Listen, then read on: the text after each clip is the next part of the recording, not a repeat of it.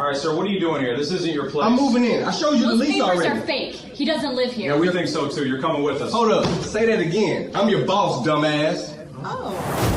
When Deborah Lane saw a black man carrying boxes into her apartment building, she didn't contact building management.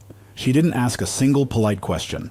Instead, she marched straight up to him and told him that someone like you could not possibly live there. When Malcolm Rivers calmly explained that he was her new neighbor, she dismissed him outright and warned that she was calling the police, because in her words, a black man like you doesn't belong here. What she didn't know was that the black man she was accusing of not belonging was the city's new police chief, and that her racism was about to unravel her life. Before we go further, what city or country are you watching from? Drop it in the comments. We love seeing where you're tuning in from. If you believe moving into your own home while black shouldn't require proving your innocence, then like this video and subscribe. Malcolm Rivers pulled up to Westbrook Apartments at 9:30 on a Saturday morning with a moving-in truck parked outside and a weekend ahead of him. At 47 years old, Rivers had spent 22 years working his way through every rank the Houston Police Department offered, and 3 weeks ago he had been appointed the city's new police chief, a position he would officially occupy starting Monday morning. Today was moving day. He had purchased the apartment 6 weeks earlier, signed the deed, completed every piece of paperwork that came with owning property, and arranged for the moving company to deliver his furniture later in the afternoon. For now, he was doing the first trips himself, boxes of books, kitchen items, personal belongings that he preferred to handle without help. Rivers was dressed the way anyone dresses to move on a Saturday morning. Dark jeans, a plain gray t-shirt, clean sneakers. He looked relaxed and unhurried because he was. After 22 years of pressure and responsibility and the particular weight of a career spent navigating institutions that weren't always built for people who looked like him, a Saturday morning move into his own home felt genuinely peaceful. He carried the first box through the building entrance, took the elevator to the 4th floor, and walked down the hallway toward apartment 4C, the apartment whose deed was currently sitting in a folder on his kitchen counter waiting for the day it would be needed. He went back to the truck for the second box, then the third. On his 4th trip through the hallway, he noticed a white woman standing near the elevator watching him. She was in her late 50s, wearing weekend clothes, arms crossed with the posture of someone who had appointed themselves an authority over their surroundings a long time ago. Her name was Deborah Lane, and she had lived in apartment 4A for 12 years. She watched Rivers walk past her with a box without saying anything. He nodded politely and continued to his door. On his 5th trip, she was still there. This time, she stepped forward. "Excuse me," Lane said, her tone carrying the particular sharpness of someone who considers confrontation their right. "What exactly are you doing?" Rivers looked at the box in his hands, and then back at Lane with the patient expression of a man who has encountered this specific energy many times before. "I'm moving in," he said simply. Lane's eyes moved from Rivers to the box, to the apartment door he'd been going in and out of, and her expression didn't change. "Moving in," she repeated, the words carrying disbelief she wasn't bothering to hide. "Into this building." "Into apartment 4C, Rivers said. "I'm your new neighbor." Lane let out a short sound that was somewhere between a laugh and a dismissal. "Someone like you cannot possibly be living here," she said. "I've been in this building for 12 years. I know everyone who moves in and out, and I have not been informed of any new tenant."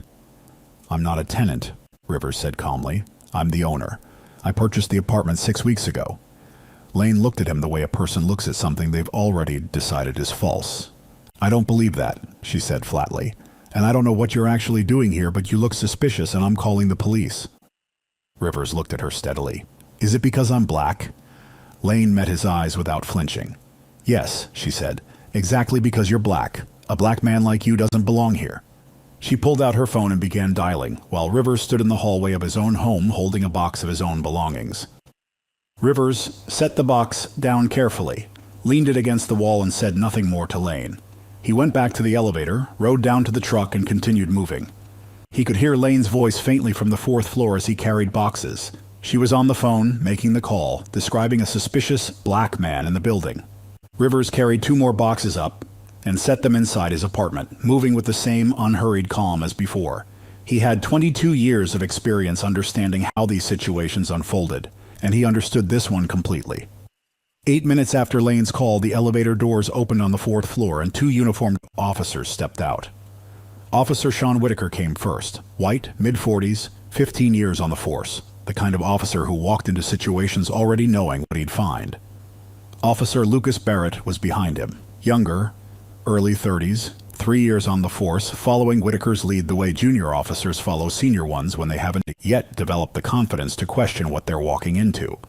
Lane was waiting near the elevator and pointed immediately in the direction of Rivers, who was standing in the hallway outside his apartment door holding another box. "That's him," she said.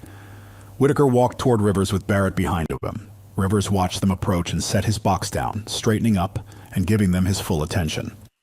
"What are you doing in this building?" Whitaker asked, his tone carrying the same energy Lane's had, the assumption of guilt presented as routine inquiry. Rivers looked at him with calm directness. "I'm moving into apartment 4C. Is there a problem?" "We got a call about a suspicious individual in the building," Whitaker said. "We need to verify that you actually live here."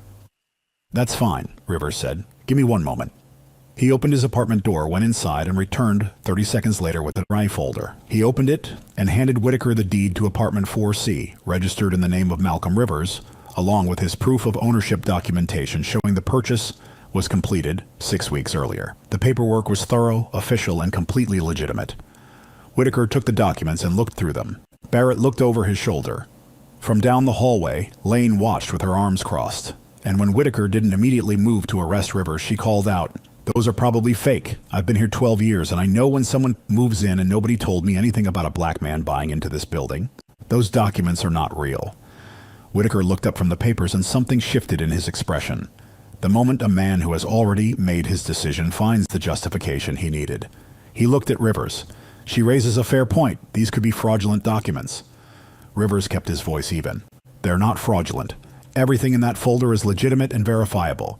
If you have any doubt, call the number printed on the deed. The building management company is listed right there. Call them and they'll confirm the purchase." Whitaker handed the documents back to Rivers and shook his head. "If this deed is fake, why would we call a number printed on it? We're not going to do that." Rivers looked at him for a moment. "So you're refusing to verify the documents by contacting the issuing company?" "We need to verify everything at the station," Whitaker said. "You need to come with us."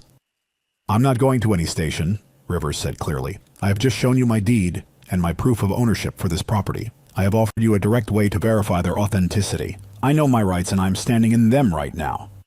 Barrett shifted his weight slightly, his eyes moving between Whitaker and Rivers, something in his expression suggesting a discomfort he wasn't prepared to voice in front of his senior officer.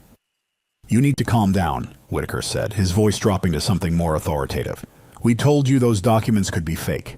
We're not calling any number off a potentially fraudulent deed. You need to come with us to the station so we can sort this out properly." "You want to arrest me," Rivers said, "even after I've shown you ownership documentation for this property?" Whitaker didn't answer the question directly. "Turn around slowly and we'll get this sorted out at the station," he said, taking a step closer. Rivers looked at Whitaker, then at Barrett, then back at Whitaker. Both officers were moving now, closing the space between them and Rivers, with the body language of men about to make an arrest. Rivers had shown them his deed. He had shown them his proof of ownership. He had offered them a way to verify everything in 30 seconds. They had dismissed all of it. He reached into his back pocket slowly, making sure both officers could see his hands clearly, and produced a leather badge wallet. He opened it and held it up so both officers could see the badge and the identification card behind the clear plastic window. Houston Police Department, Chief of Police, Malcolm Rivers. The hallway went completely silent. Whitaker stared at the badge. The color left his face with the speed of a man who has just watched his entire career flash in front of him. Barrett took a small step backward without seeming to realize he'd done it. Both of them knew that badge. They had been receiving internal department memos for 2 weeks about the new chief starting Monday. They had seen the name. They had seen the photograph. And they were standing in a hallway, having just attempted to arrest him after he showed them his deed. Lane's voice came from down the hallway, still defiant. "That badge is probably fake, too." "Ma'am?" Whitaker's voice came out sharper than he intended as he cut her off, his eyes never leaving the badge in Rivers' hand. Rivers closed the badge wallet and put it back in his pocket. He looked at Whitaker and then at Barrett, with an expression that was completely composed and absolutely final. "I will see both of you in my office Monday morning," he said quietly, 8 a.m. Neither officer said anything. Rivers turned to Lane, who was standing down the hallway, looking for the first time like a woman who understood the weight of what she had set in motion. "You will be hearing from my attorney," he said simply. Then Rivers looked back at the two officers. "Before either of you leaves this building, I need 3 things. The CCTV footage from this hallway covering today. the recording of the 911 call that brought you here, and official written documentation of this incident, including your badge numbers, the call log, and everything that was said and done in this hallway today. Whitaker nodded once, the nod of a man who knows that he is already standing in the wreckage of something he cannot repair. Rivers picked up his box from the hallway floor, carried it into apartment 4C, and closed the door behind him. He had a move to finish. Malcolm Rivers spent the rest of Saturday finishing his move. The furniture arrived in the afternoon, the moving company brought everything up, and by evening Rivers was sitting in his new apartment surrounded by boxes he hadn't unpacked yet, with the folder of ownership documents on the kitchen counter and 3 specific items on his phone: the CCTV footage, the 911 call recording, and the incident documentation he had requested from Whitaker and Barrett before they left the building. He listened to the 911 call once that evening. He watched the hallway footage once. Then he put his phone down, made himself dinner, and went to bed. Monday morning, Rivers arrived at the Houston Police Department headquarters at 7:45 a.m. in full chief's uniform. He greeted the desk officers, shook hands with the administrative staff who had been expecting him, and walked into his office for the first time. He sat behind the desk, opened the folder containing the CCTV footage, the 911 recording, and the incident report, and reviewed everything one final time with the methodical attention of a man who had spent 22 years building cases. At 8 a.m. exactly, he called Whitaker and Barrett into his office. Both officers entered in full uniform, looking the way people look when they already know what the conversation is about, but are hoping the reality will somehow be softer than what they've been imagining since Saturday. Rivers waited until both men were seated before he said anything. Then he reached forward and pressed play on his laptop without introducing it or explaining what they were about to hear. The 911 call played through the laptop speakers in the quiet office. Deborah Lane's voice came through clearly, describing a suspicious black man in the building, and then the moment that made both officers go still. The dispatcher asking if the man had done anything threatening, and Lane's voice answering that no, he hadn't done anything. She just didn't think a black man should be living in the building. The call lasted 3 minutes and 14 seconds, and when it ended, Rivers pressed stop and looked at both officers. "That is the call you responded to," Rivers said. "A woman called 911 because a black man was carrying boxes. The dispatcher confirmed no crime had occurred. You arrived and you dismissed valid ownership documentation." Rivers paused. "Then you attempted to arrest me." Neither Whitaker nor Barrett spoke. Rivers reached forward and played 30 seconds of the hallway CCTV footage, showing the moment he held up his deed and Whitaker dismissed it, the moment he offered the phone number and Whitaker refused, and the moment both officers stepped toward him to make the arrest before the badge came out. He closed the laptop. "I'm suspending both of you effective immediately pending a full internal affairs investigation. You will surrender your badges and service weapons to the duty officer before you leave this building today. You will not discuss this matter with any colleagues or media. A formal investigation will determine next steps." Whitaker opened his mouth. Rivers held up one hand and Whitaker closed it again. "I'm not interested in explanations this morning," Rivers said. "Internal affairs will give you both the opportunity to explain. That's their job. My job right now is to make sure this is handled properly and completely." Both officers surrendered their badges and weapons that morning and left the building in plain clothes. Word moved through the department quickly, the way it always does when something significant happens on a chief's first day. And by mid-morning, every officer in the building knew that the new chief had arrived to find 2 of their colleagues suspended for trying to arrest him on Saturday while he was moving into his own home. Internal Affairs opened the investigation the same day and pulled both officers' personnel files. What they found in those files is what turned a story about one Saturday morning into something much larger. Whitaker had been on the force for 15 years and had accumulated 11 racial profiling complaints during that time. 9 of those complaints came from black residents who described being stopped, questioned, or detained without cause in situations where their documentation or explanation was dismissed in favor of a white person's account. All 11 complaints had been investigated internally and closed without meaningful discipline. 3 of them had notes from reviewing supervisors describing Whitaker as a thorough and dedicated officer whose instincts had served the department well. Barrett had been on the force for 3 years and already had 7 complaints in his file. 6 came from minorities. 3 described situations remarkably similar to what happened in the Westbrook Apartments hallway.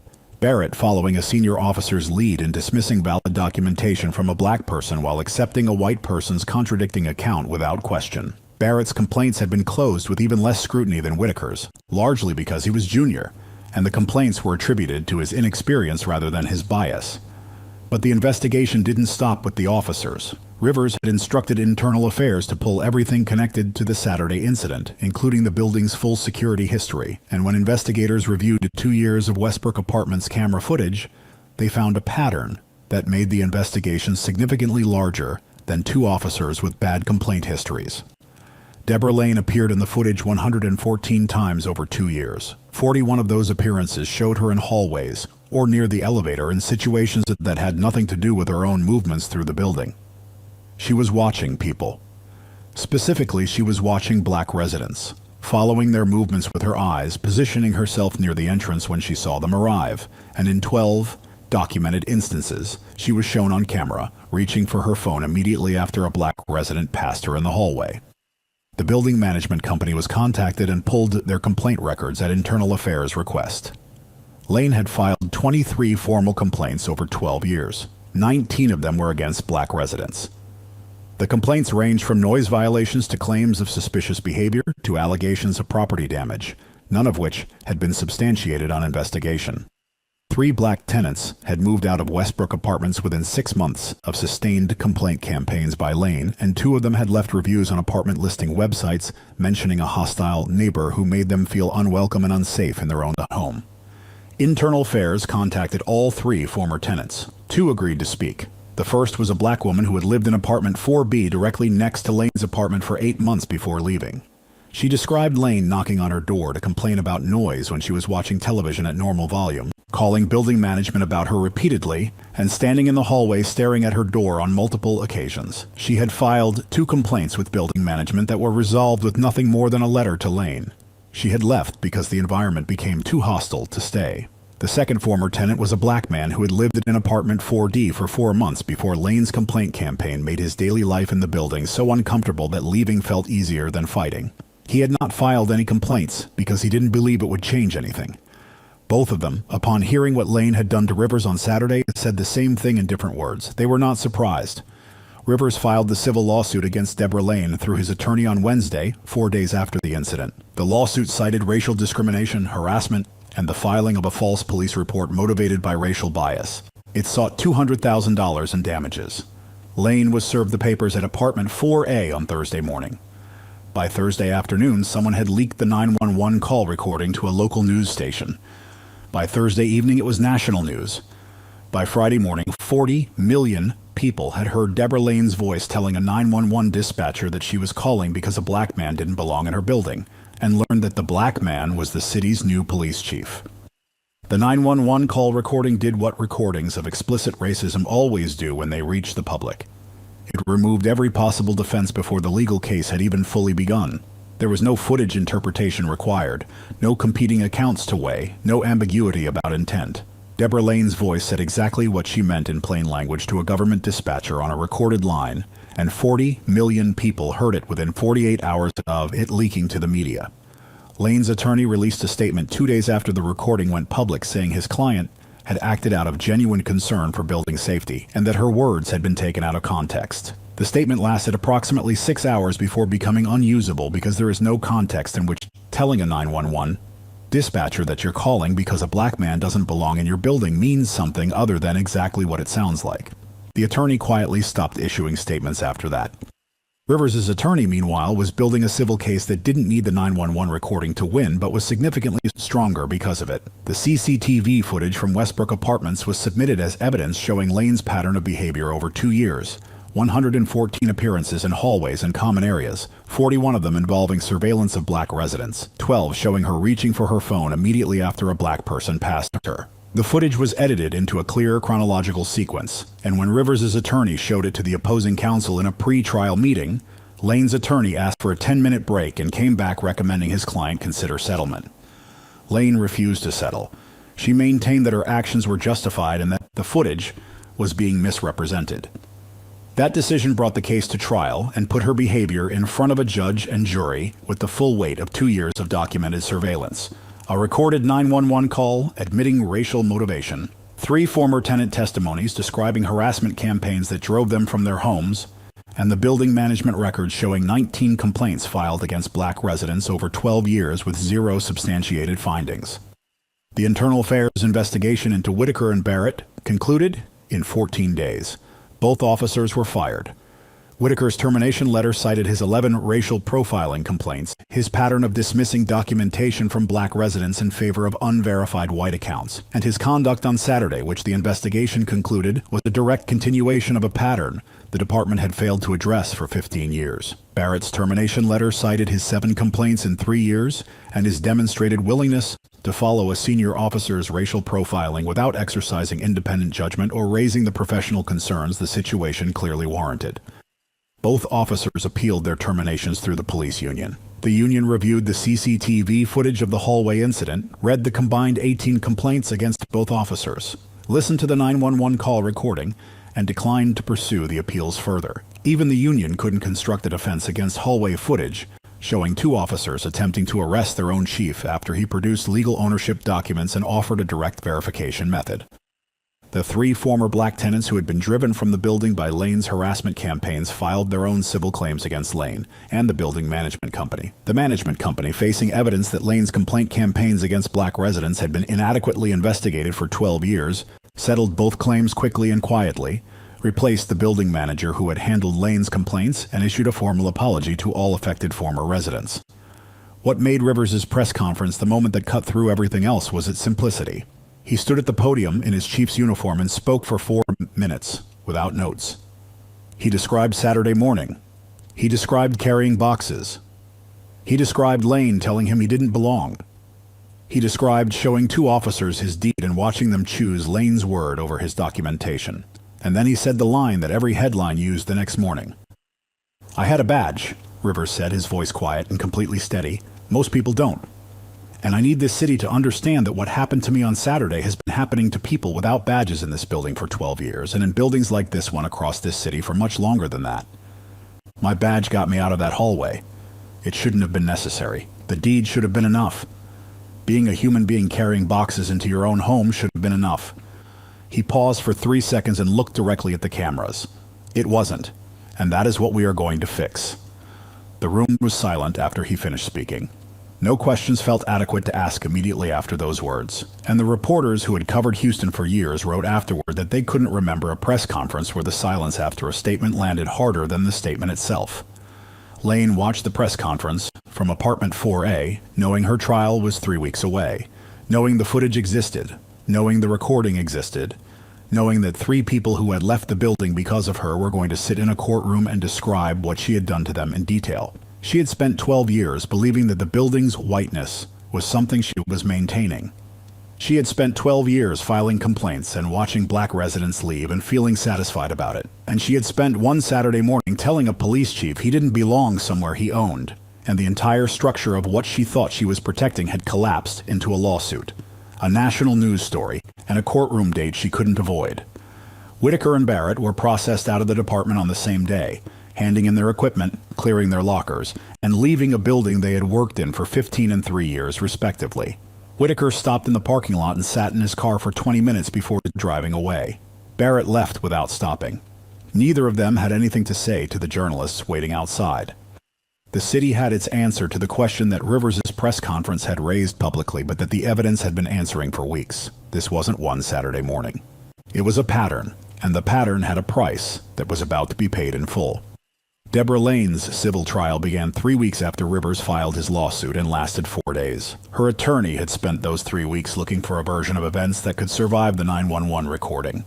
The 2 years of hallway surveillance footage, the 3 former tenant testimonies, and the building management records showing 19 complaints against black residents over 12 years. He didn't find one because it didn't exist. The trial was less a legal contest than a structured presentation of evidence against a woman who had told a 911 dispatcher her exact motivation in her own voice on a recorded government line. The 3 former tenants testified on the second day. The black woman who had lived in apartment 4B described 8 months of sustained harassment that made her feel like a trespasser in her own home every time she walked into the hallway. The black man from apartment 4D described 4 months of the same. A third former resident, who had not spoken publicly before the trial, described Lane standing outside his door on 3 separate evenings and calling building management to report him for noise while he was sitting quietly reading. All 3 of them described filing complaints that produced nothing, and leaving because staying felt impossible. All 3 of them described looking at Rivers' story and recognizing their own. The jury deliberated for 6 hours and found in Rivers' favor on all counts: racial discrimination, harassment, and filing a false police report motivated by racial bias. Lane was ordered to pay $200,000 in damages. Her attorney immediately began discussing appeal options, and Lane dismissed him before he finished the sentence, which suggested she understood that appealing would only extend a story she needed to stop being part of. The financial consequences arrived from multiple directions simultaneously. Lane's employer, a mid-sized Houston real estate company, had been watching the story develop for 3 weeks before the verdict came in. They terminated her employment 2 days after the jury's decision, citing conduct incompatible with the company's stated values and the reputational damage her actions had caused. The termination was effective immediately with no severance. Lane had worked there for 9 years. The building management company, already facing the settled claims from 2 former tenants and the public scrutiny of 12 years of inadequate complaint handling, reviewed Lane's lease and found that her sustained campaign of harassment against residents constituted a violation of the building's conduct policy. They issued a lease termination notice 4 weeks after the trial verdict. Lane had 90 days to vacate apartment 4A, the apartment she had lived in for 12 years and spent 12 years trying to keep black people out of. She moved out on a Tuesday morning with no one watching except the building security camera that recorded her carrying boxes to a moving truck, the same hallway, the same elevator, the same entrance where she had told Malcolm Rivers he didn't belong. She was gone before noon. Officer Sean Whitaker, 39 years old at the time of his termination, spent 4 months attempting to find law enforcement work in neighboring counties before accepting that his termination record and the public nature of his conduct had made him unemployable in the field. He took a job in private security at significantly reduced pay. His appeal to the police union had been declined. His pension was under review pending the outcome of a separate civil claim filed against him personally by a black resident who had been wrongfully detained by Whitaker in 2019 and had refiled their previously dismissed complaint after the Westbrook incident made the pattern undeniable. Officer Lucas Barrett, 31 years old, left law enforcement entirely after his termination and moved out of Houston within 2 months of being fired. He gave no interviews and made no public statements. His personnel file, now part of the public record of the investigation, showed 7 complaints in 3 years that should have triggered intervention long before a hallway in Westbrook Apartments ended his career before it properly began. The building management company's accountability extended beyond the settled tenant claims. A city housing authority audit triggered by the investigation reviewed their complaint handling procedures across all 12 of their managed properties and found similar patterns of inadequate response to harassment complaints in 3 other buildings. New mandatory procedures were implemented requiring independent review of all tenant harassment complaints, automatic escalation when complaints against a single resident exceeded 3 in any 12-month period, and mandatory documentation of outcomes for all filed complaints. Rivers used his platform as chief to push through 3 specific reforms in his first year that he described publicly as direct responses to what happened on Saturday morning. The first required all officers to document their specific reason for doubting any identification or ownership documentation rather than simply stating it could be fraudulent, a direct response to Whitaker's refusal to call the number on the deed. The second created an independent civilian review panel for all racial profiling complaints, removing the internal process that had allowed Whitaker's 11 complaints and Barrett's 7 to be dismissed without consequence. The third established a community liaison program placing officers in direct regular contact with the neighborhoods they patrolled with accountability measures tied to community feedback rather than arrest numbers alone. Complaint rates for racial profiling in the Houston Police Department dropped 47% in Rivers' first 2 years as chief. Use of force complaints dropped 31%. The department's relationship with black communities in the city, damaged by years of exactly the behavior that Whitaker and Barrett's files documented, began the slow and difficult work of rebuilding on a foundation of actual accountability rather than the appearance of it.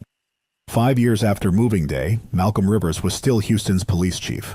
The reforms he implemented in his first year had become models referenced by police departments in 4 other major cities. Deborah Lane was living in a different part of Houston, employed in a different industry, permanently attached to a 911 recording that had been heard by tens of millions of people and was still used in fair housing training programs and civil rights seminars as one of the clearest recorded examples of someone stating their racial motivation without ambiguity.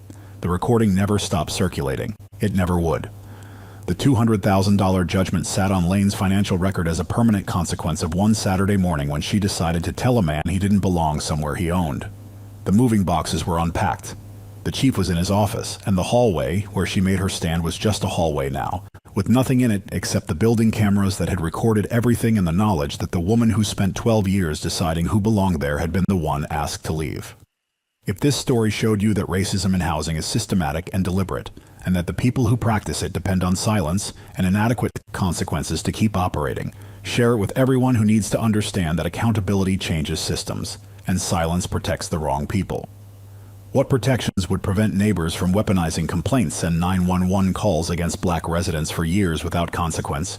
Drop your answers in the comments and tell us what housing reforms matter most to you.